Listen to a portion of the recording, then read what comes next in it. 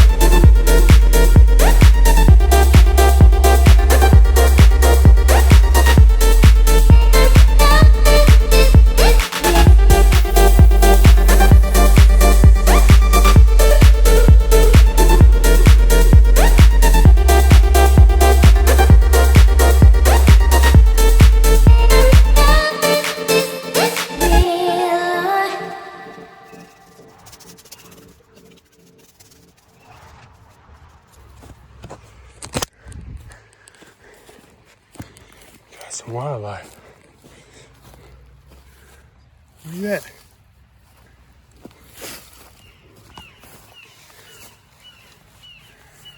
that. There's a mole or vole or something. It's gone now. All right, almost done.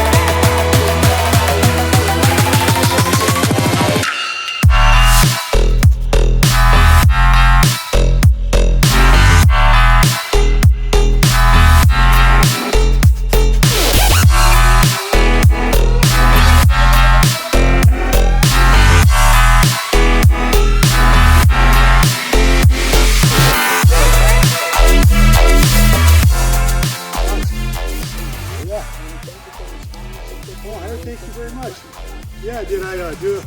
Did you get everything we wanted? All right. I just do a time lapse so that way I can figure out how long my jobs take, and I can figure out, oh, did I estimate it right or not, and getting better at it. But you never quite know what it's going to be like. We found a mole in there. Oh, really? Yeah, he's about that big black. Cute little guy, you know, face kind of sticks out. All right, guys, that was a wrap. So trailer is pretty full, but that's good. Get all of our tools. One thing I like about the shell is it keeps all my tools safe and out of the way. Just walk around in the soft topper did, so keep all that in there. And then we got our other tools down beneath. So this job's a wrap. All done, cleaned up. We'll tarp it and be on our way.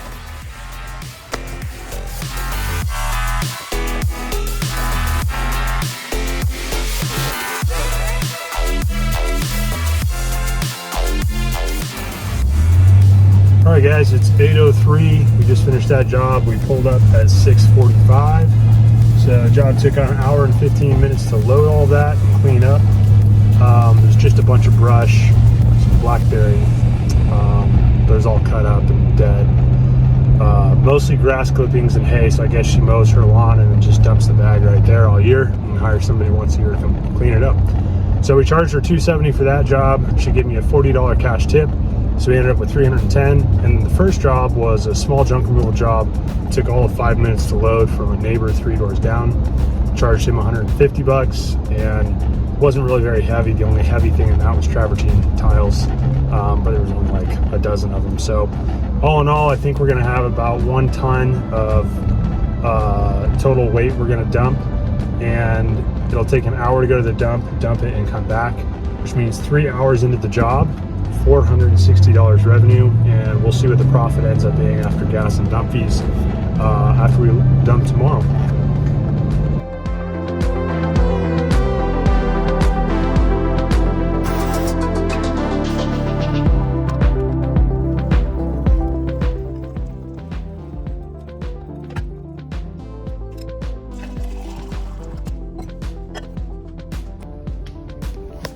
Gotta get the high test in the morning.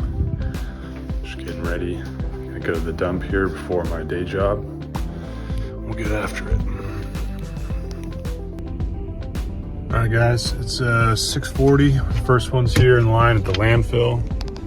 So we'll hit the scales and dump it off. Nice thing about doing this as a side hustle, my landfill opens at 7 a.m. so I can go dump off the load before I go to my office job right now. And that makes it pretty convenient.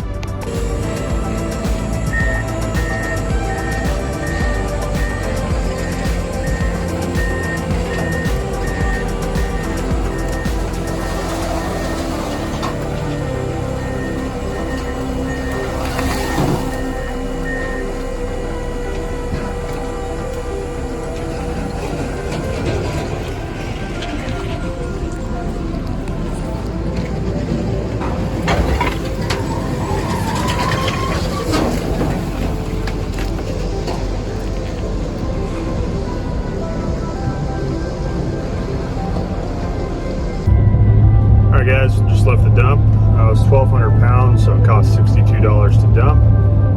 Spent $30 in fuel. Total revenue was $460. So we ended up with $368 gross profit, and total time, including all dumping from door to door. I left the job for the junk removal, the labor for the landscape, or throwing all that grass in, and my time at the dump. 3.5 hours, so just over $360 for 3.5 hours. My math is right, we're doing over $100 an hour profit there. Of course, that's before any taxes or anything, but that's pretty good. So finally starting to make a little bit more money. I think the thing that I did better that time was I quoted the jobs in person, and that way I knew what I needed to charge.